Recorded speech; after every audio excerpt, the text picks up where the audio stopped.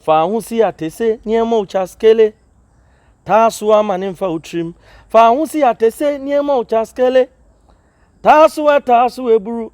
Taaso eburu. No, the word Taaso eburu what you say? Menti ase. Hey, ama minim se e obi ataaso. The na Taaso ebia eburu. Nsa de eburu nso de.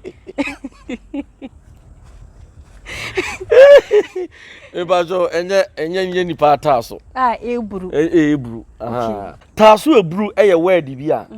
The entire na me ka say that the lumba we genius. Ne memete sa asem no free no ho. Okay. Taaso na nkasa ye ade bibi te se koso. Okay. So no. Me discount on so Taaso. Ye pay 100 million. Me de 20 million at all. Also Taaso 10 million. Enti Taaso ne ye bibi te se koso.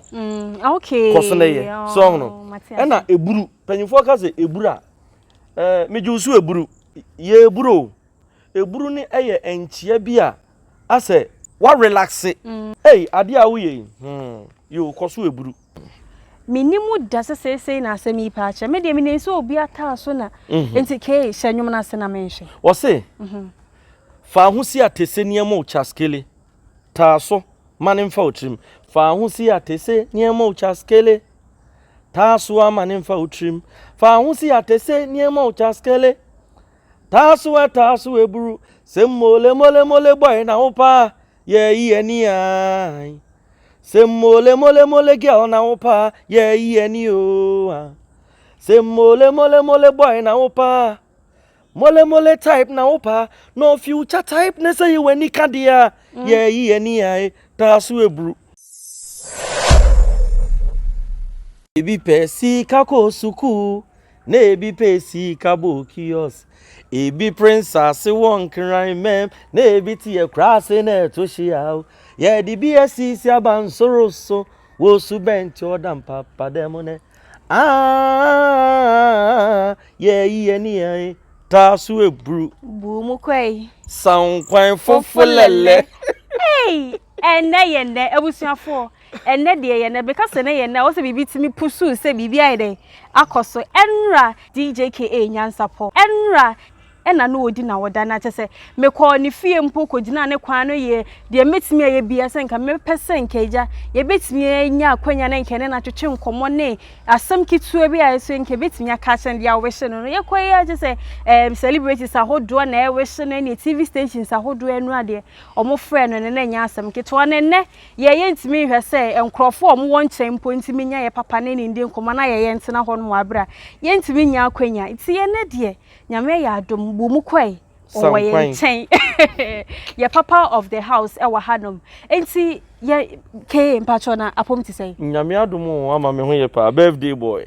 Che say wa appearance ni so de say ye ka se bibi 100 over 100 da wo de ne 100 over plus 2000 plus 3000 we dey am one trouble exaggeration ni na appearance no akora do say me hu wo TV so na stations ahodo no mu say station abeko bia so no ho appearance adeko wo be anything scanner wo ho no man kasa ama sika de nyame anim ni de editor aduane de ni bi e na ye nhye daniska be sika bia de be bia so ye benya ho nsesa de ama eno so mi hu say say Djka Kessben Sejo wo ye ni petitiru bi pa je say passport mu a wo Bogana ha no sports presenters akese na untimi modin wa abra ni din nikan me hu say no we hye enra say Joe celebrate me on radio in fact na me akra na mani ajepa me free say me join Kessben said the say Joe CBM ya na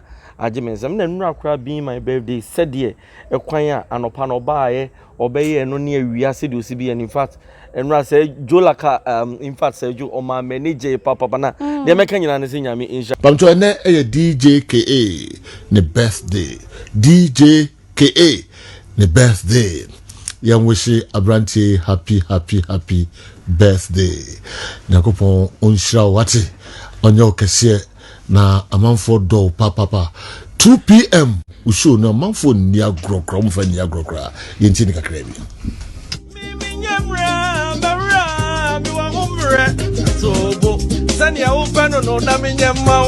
in fact I'm not manager Many John say birthday and tie NC. And obi kran so ha esi a entro no. What you say? Won ti ase. Nti Nyankopon de afe ba ko kan fie ho a also mo ani je. Nti enra se de na wishes na ekoni interviews na enra utimi nya abere pan didi. Asam no aka no. Asam no aka no enra ama mama mfa aseda kese emfa emma omo mo hwemi nyina.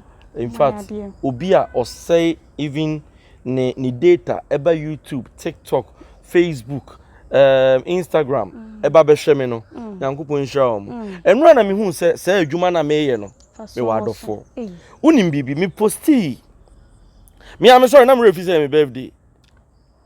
Oh, birthday, no sorry now. And see, me kaisa me kwa me WhatsApp status.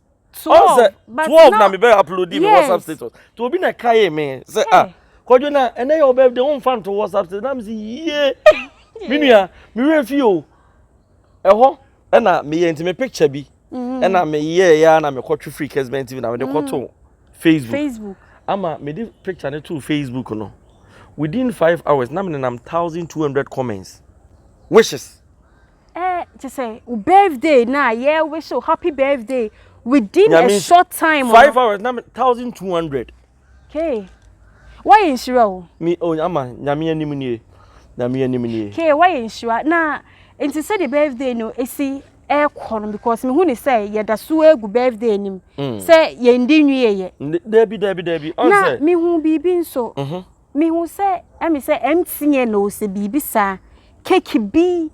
I'm MTN for bring and I airtime no my year no in a form of no and MTN for bring me cake. Wow. Me wo hwa na omo frame say omo hwe omo ayima omo say ene me birthday and being obi am motivating crowd for omo so omo hwe me nyuma me ye na very positive. Wow. Some person omo bring me cake. Ten MTN for the cake at the bring me birthday. Wow, bro na wo studio. Na wona me wo studio na me ye juma na me wo air. MTN for bring me cake. Come on, pa. Cake from MTN. God bless you guys. Happy birthday to you, Rexford Adunti. Where the Midian Kasa no Matraguso. Yamisra MTN. Presented by a beautiful lady. Na MC Famane, Famo Bani Kutana Nefe. Adian Waji Aboswe. When him granny cake in Nefe.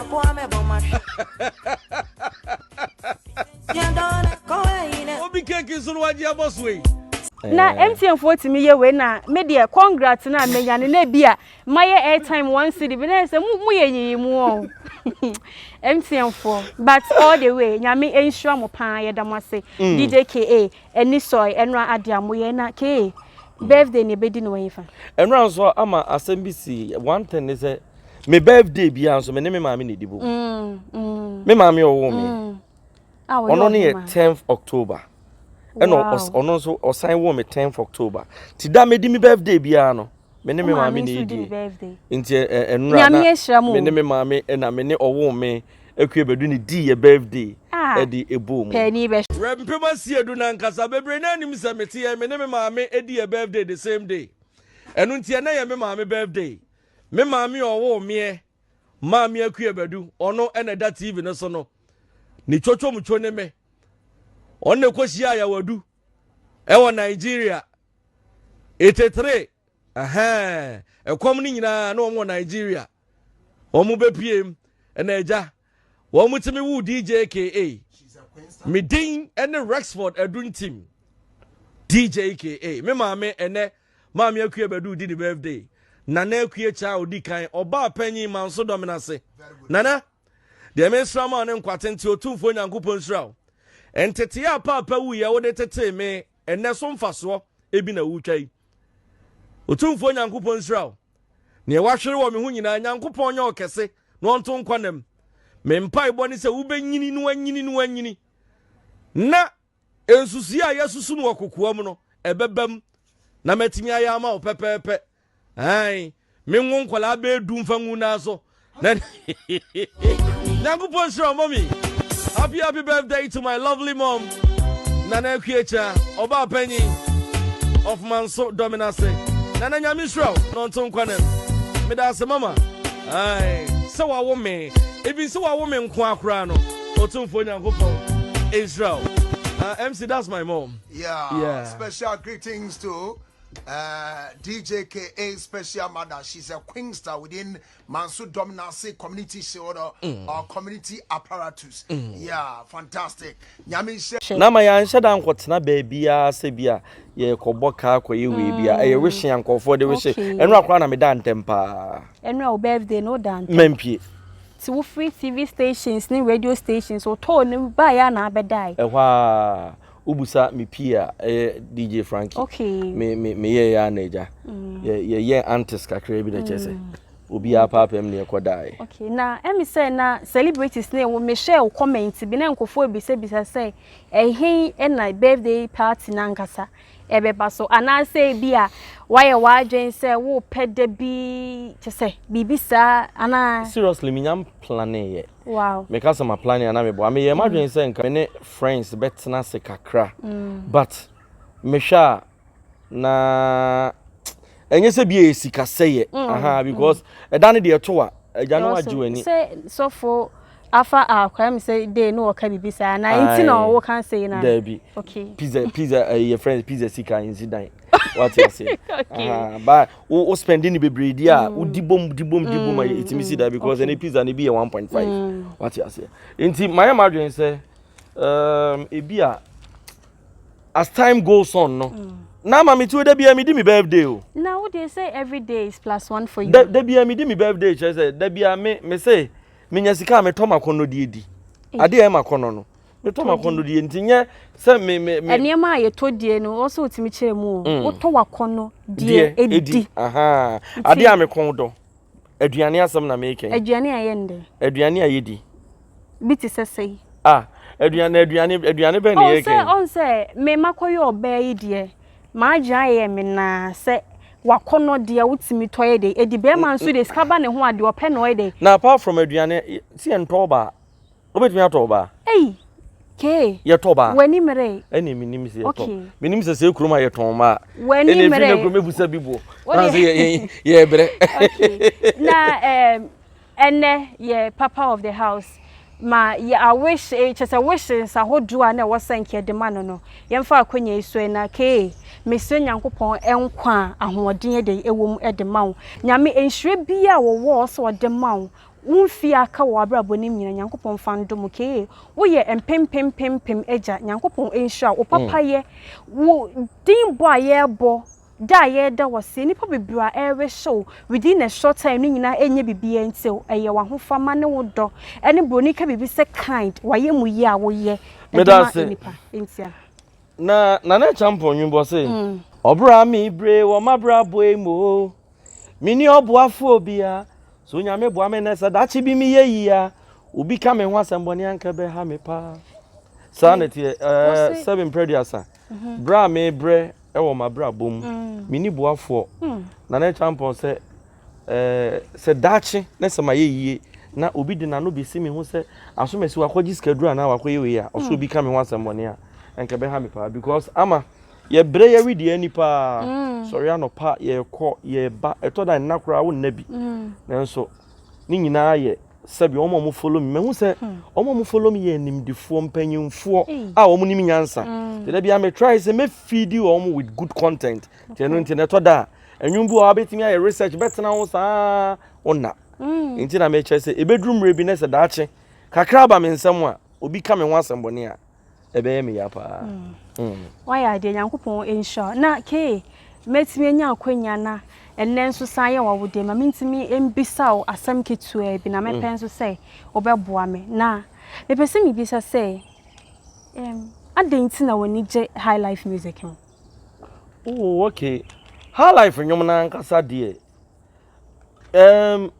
generally many nyom ho enya high life nko but high life na abe me favorite the entire high life abe me favorite ni say eja wo me no yesi aduane a wa meto no wo ma mi jaso no na wuchiri mi nyini ba no mi hu sa me papa penyom enyom na me papa pen so ye high life enti e ma mi benya odobi develop love them high life because me papa nana mpedu cassette was mato adofo cassette was mato o say ba na hene cassette mato asebo menfi cassette mato next time kola keto de mi ko school a na mi tie emu bene ade nyina na mi tie nti hala enyom de me pepa na titru ha life onso na me pe na efree say wo sha ase wonyam ebi yo hono ma daddy lumba nyum kra titiri ensembu ho kra na wo betie the 1000 years kra na wonte asem potia eya na deal eka na eye de na wonko a eya na utie ni say asem nkofo bebre na ya na omu busa me say kojo ya na kwan be na fa so a wote nsem daddy lumba eka me say enyum ayesa na nsesem okay ye to anansesem a eto da na se wo hwe Nigeria movie a ye sha ase aso betim do adwene hu movie e di anhwe besisi bia wo hwe movie bia wo hwe na obi ye sofo na obi ye komfo okay ye de before the bia movie no ye portray akomfo no so mo ye abonsamfo aha do ye sofo no na ye nyame no she coat no obu nkofo nti de o ye sofo no wo be hu na bia o baba bi woni fie na komfo enso woni ba na opeso obe ware sofo no eba na uhu sa chemistry na obe hu se movie na hwe a ebekọ akwa wie sei aha wo se ya ade se bia komfo no be na adwen se bia ompene so ma we no nware ne ba no what ase se utie story bia to da hunu de ekwa akosi eto da de all utie ne nwoma oto etoa so aha oto atimi se ofriwe ya obeka we nti minya ntie de obeka no kra no minim weda obaba beka ewo ho aha nyame shoke wo ya ade na ne nyum ba ku bi edamakoma so pa yam se ye sha ase kranka wo ya ato nenso mema senka obetimi ahye nyum na se kakra na oka nsem bi omu a menti ase wadaroma menya weedie bubum mame Taaso Eburu na the way Taaso Eburu what ase menti ase ama minim se e obi ataaso na Taaso ebia Eburu nsa de Eburu nso de ebajo enye ni pa Taaso Eburu Eburu aha ni e ka se bibi buru kra no na kire sen ade Eburu se ti se momoni etimi ka se mom Eburu enkoye momoni ade enkoye na Eburu yes etimi ye de ebu also etimi say no yes aha Taaso Eburu eye word bi a de nti ana me ka se daddy lumba wo ye genius ni memete sa asam no free no ho okay Taaso na nkasa ye ade bibi ti se koso okay so no me discount won so Taaso ti se chacha what you say okay there be me pesa me o de be compare chacha okay me tre said the word Taaso ni sibiti ti se wo discount ho no obi nso di bi atoso di bi atoso asomasi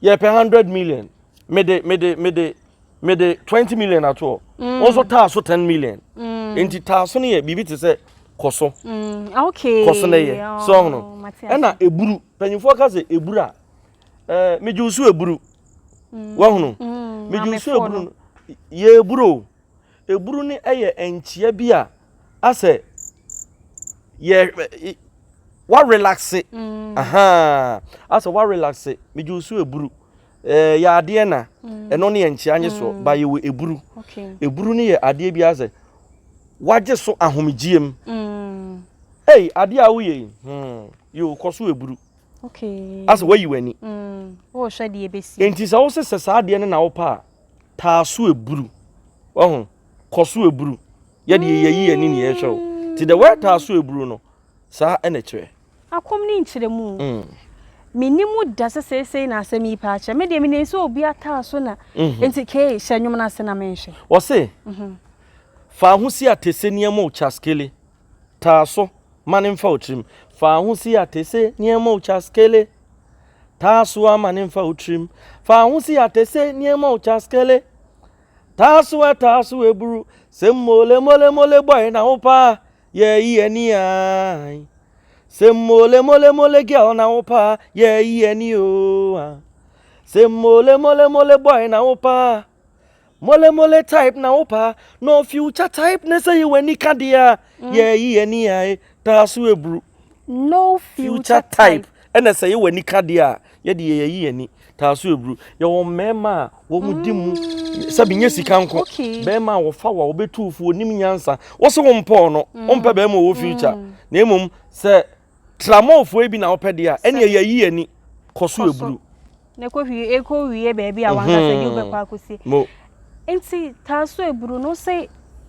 o say fa hu si atese ne mo chaskele fa hu si atese ati atese wo ye no hwie nye yie wo de kwa ne yen sabe yen ngo sa akwasi hyiawa fama no kwa bena hyiawa fama no kwa mi hyiawa fama no chechama nkrofo sa timiye mo chaskele aha chaskele nso ya ade bi a saa time yesusa no mi behu ya ye to na eba wo de aba na we yabo eto de ntofom na we yabo entofom na we yabo enti ye toto se bo no mo aha ti ye bo chaskele Taaso ba le fotrim papa ne nso o hye ho na okoso se ebi penny dede na ebi penny from ebi penny from say middle em say hono ebi penny dede na ebi penny from na ebi penny jo say middle ebi de dede agi say jem ehene girls hono ebi penny dede ebi penny from o say ebi nso enumnim ebi nso penny jo say middle ebi nso penny dede pa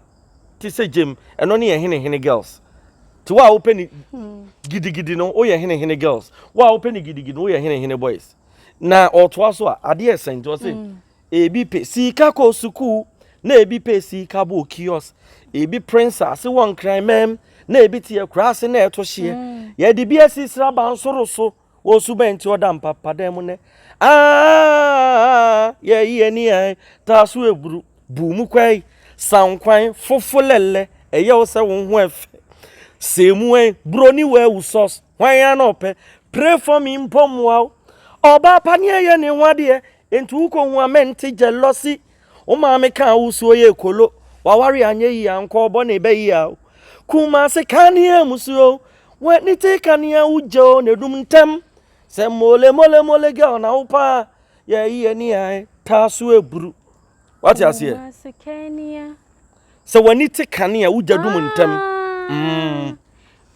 Taaso eburu ensem wom ensem onyumnim ke ebru ne ko na chese mame na hono mama nchiri mu kakra kasa your friend is saying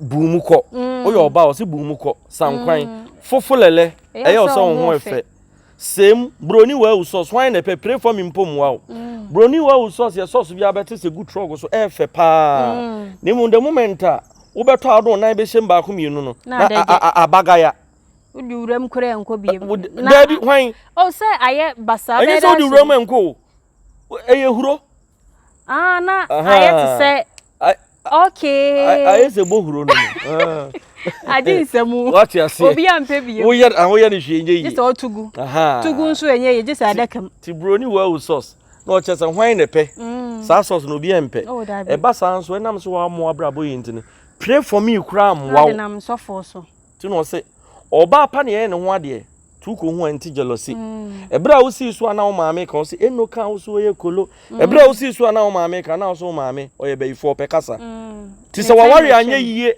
in future ne ya enkobo ne be yiye ne kuma se kane emusu etoda na se wani te kane a uja edum ntem ensem mole girls na opa mole boy na opa ye yi ani Taaso eburu Djka medase nyankopon onhira opa na me se na your birthday ne de enhira no mo ama em se me free se me chance ye di dwumadi em se I think it's about 2 years dwumadi de me chance ya che ba me ba your friend is saying YouTube yes me ba YouTube I think it's 2 years mu na me mfa ne se me koi me pese ebia na obi kura ho a opese oni Djka kasa but ohunu kwan obefa so a we ye me ankasa me personal number ofra me ana me fa me number ni 0244 54 74 68 0244 54 74 68 again 0244 54 74 68. My name is birthday and once I am mumu number. Okay. Wait, so what you say? Partial, simple. And once I am mumu number. As I am mobile money number.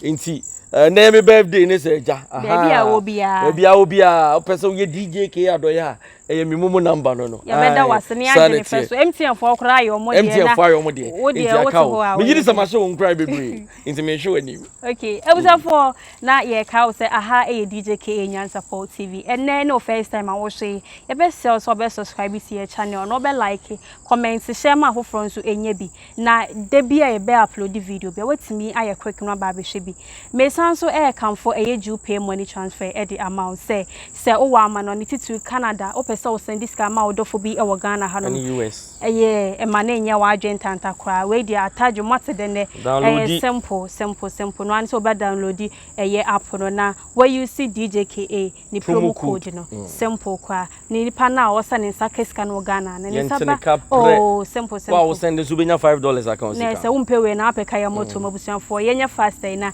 yenkoni nkonko download app no ya kramu next video ebe stand so aba bye bye